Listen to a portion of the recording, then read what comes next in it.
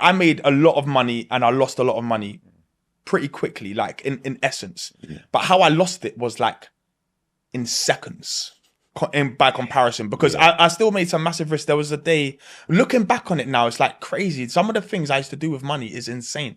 That it was the equivalent to putting 70 grand on red. I put 70 grand on something to move based off a guy on Twitter that you've never met, but I'm in a couple like groups of him, and like we've got a bit of he seems alright.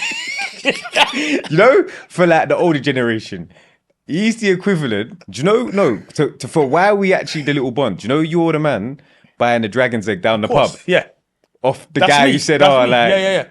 Yeah, Diagon Alley. Yeah, that's me. That is me.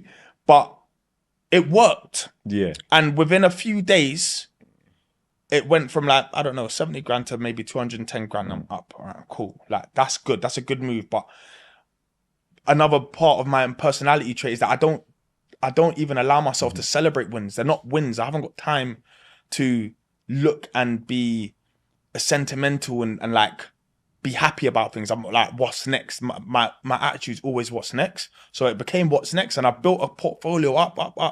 And meanwhile, I've got loons and everyone else saying this is fake, it's not real money, and you know that. But I'm like, no, I just took some out now, and boom, and I built it up to like probably like $500,000, maybe it was $500,000 there. And then obviously there's a lot of fluctuations and boom. And then one day something happened. This episode of the podcast is sponsored by the PBK community. Now, if you're serious about starting or scaling your property portfolio, but you're feeling stuck or feeling like you're running in circles, trust me, I've been there. But listen, you don't have to go it alone.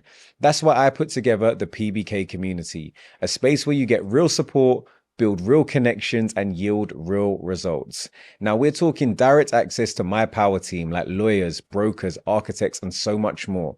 Bi-weekly Zoom calls with industry pros and template contracts and bespoke tools to make sure you're not wasting time on the wrong moves. And exclusive property deals sourced specifically for members' needs. No fluff, no gimmicks, just support and resources you actually need to level up your property game.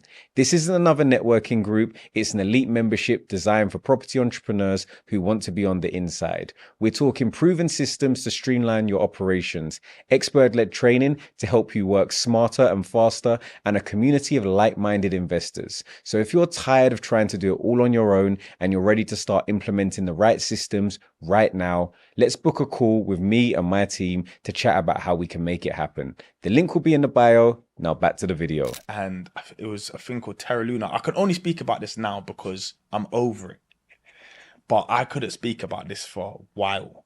And I think I just threw like 150 grand at it.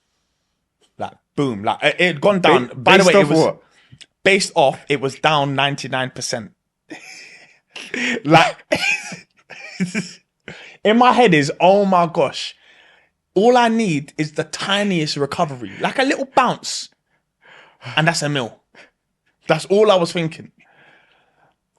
All I need is a bounce. Like, I thought, all right, it's down 99%. Even if that just recovers 20% of what it was, I am out of here. Good. Studio's closed. That kind of drip. I'm in the Caribbean now. That's it. But what I didn't realize is I didn't do the SWOT analysis.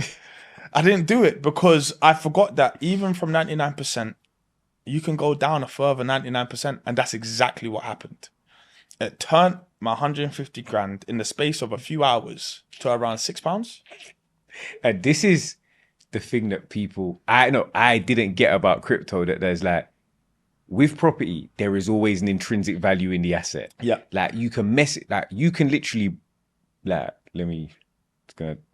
you can destroy your house. There's certain words you use, you end up on a watch list. Yeah, okay, yeah. You could destroy your house. Yeah.